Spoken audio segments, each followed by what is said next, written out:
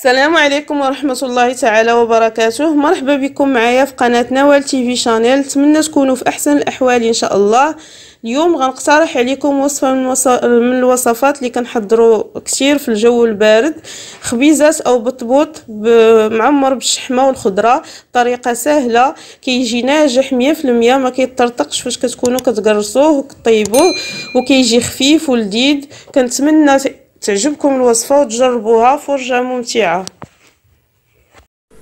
بسم الله. غنحتاجو لتحضير هاد الخبيزات او الخبيزات بالشحمه.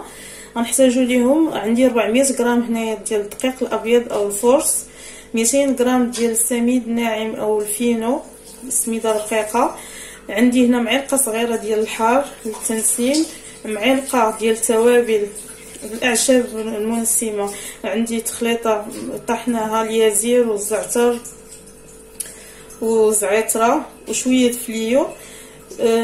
هنا عندي معلقه ديال خميره حبيبات او على حساب الجو، عندي ملعقه ديال السكر حبيبات، الملح حسب الذوق، وملعقه كبيره ديال الحليب بودره. غنضيف هاد المكونات وغندي ونعجنو بالماء دافي.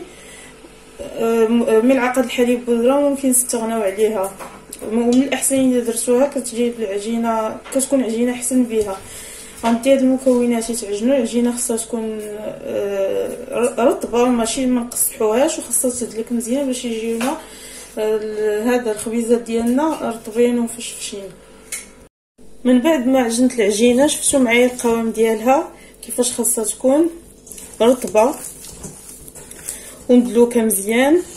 غنغطيها ونخليها ترتاح. الا بيد ما ارتاحت غنمشي نوجد الحشوه اللي غنحتاج ليها. كي شفتوا معايا هنا عندي الشحمه مطحونه، البصله والفلفله مفرومين فرم ناعم في الطحان الكهربائي، هذا خيزو والقرعه.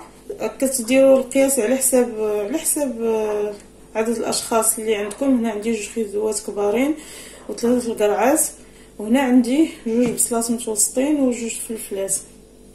غندوز نشحر هاد المكونات اللي عندي مع التوابل. هنا عملت الخضر فوق النار باش تشحر. غتشحر في هاد الشحمه ديال في الدسم ديال الشحمه في الزيت، ما غاداش نضيف زيت اخر. الا بغيتو تزيدوا من الاحسن تضيفوا زيت مزيان. غنبدا نضيف التوابل باش يتنكه هذيك الخضره بالتوابل. دابا ضفت شويه الحار على حسب الذوق، سكنجبير، معلقه صغيره مع عمراش، قزبور يابس معلقه صغيره كذلك مع عمراش، كمون نصف ملعقه، ثوم بودره. الا ما عندكمش ممكن تحكوا 2 فصوص ديال الثوم، نصف ملعقه الخرقوم، ونضيف نصف ملعقه ديال التحميره، والخليط ديال التوابل اللي قلت لكم درت في العجينه، فيه زعتره والزعتر اليازير وشويه ديال الفليو اللي ما كيبغيش ممكن يستغنى عليه. وغنحرك هاد المكونات يتشحروا شويه، وغنضيف ليهم الربيع، وغنخلي الحشوه على جنب تبرد. شفتوا معايا هي دابت الشحمه. غادي نشحروا هذا الشيء في اليدام ولا او الدسم ديال اللي طلقات لينا الشحمه تيتشحر هذا الشيء مزيان. وغنضيف ليه الربيع والشامبينيون. هاد الحشوه ما يكونش فيها اللحوم. من بعد ما نزلت الخضر كيف ما كتشوفوا ضفت هنا الربيع، وغنضيف الشامبينيون معلف. غنشحرهم تقريبا 2 دقائق مع هاد الخضر.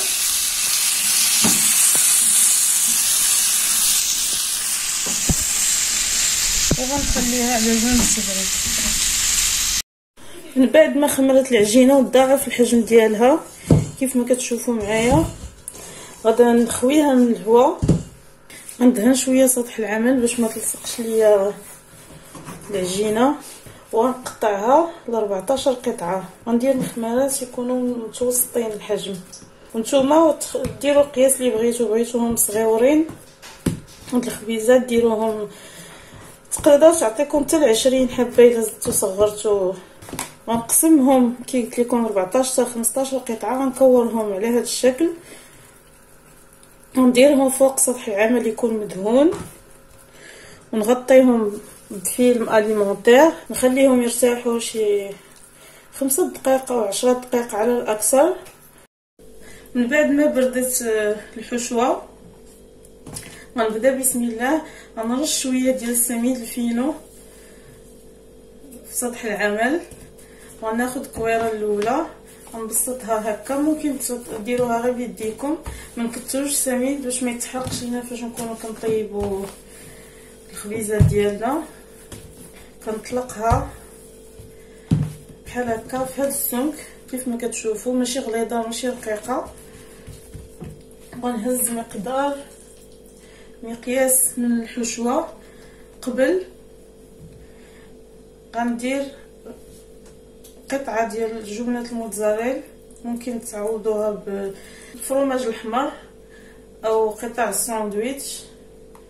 والجبن الحمر ديروه محكوك مع الحشوه، انا مبغيتش نديرو مع الحشوه. وكنجمع الجوانب على هذا الشكل، كنبسط الحشوه باش تكون واصله حتى للجوانب، ما يكونوش الجوانب خاويين فيهم غير العجينه غير الخبز. وكنقرص كنجمع على هذا الشكل كيف ما كتشوفوا. فاش غتزيد تخمر، فاش غتخمر غتزيد تسد. وغنحطها، نعاود معكم واحده اخرى، نحطها في سطح العمل. هاد البلاصه دهنتها قبيله بالزيت معكم كيف ما شفتوا معايا.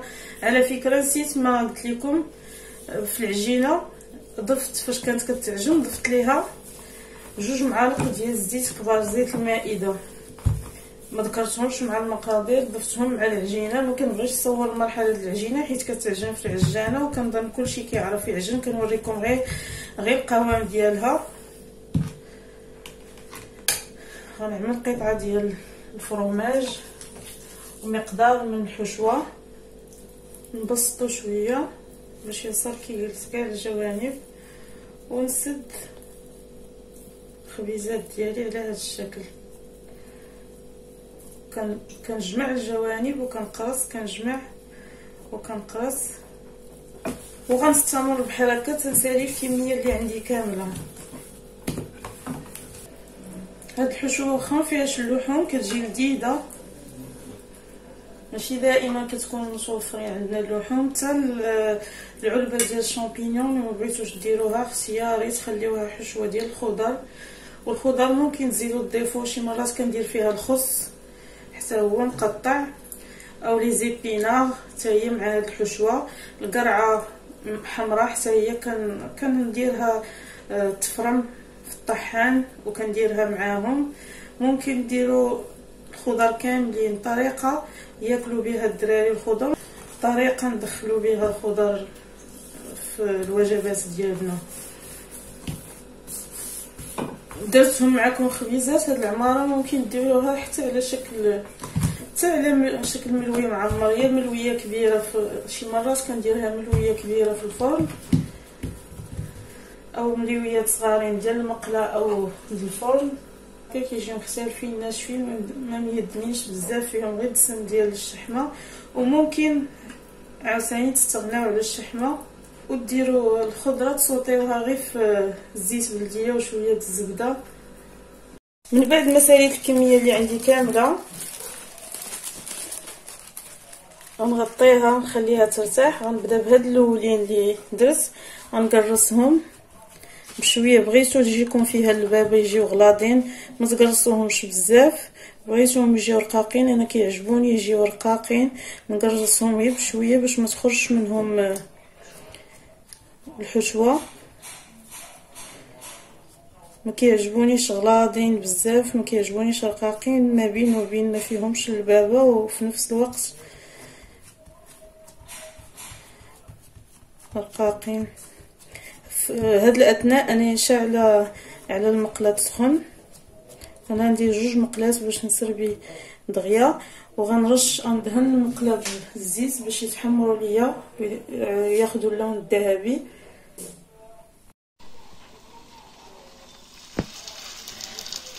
غندرسها في المقله ونزيد نطرقها، نزيد نقرصها شويه، غنعمل وحده اخرى نبقى نحركها وندير عليها قطرات من الزيت،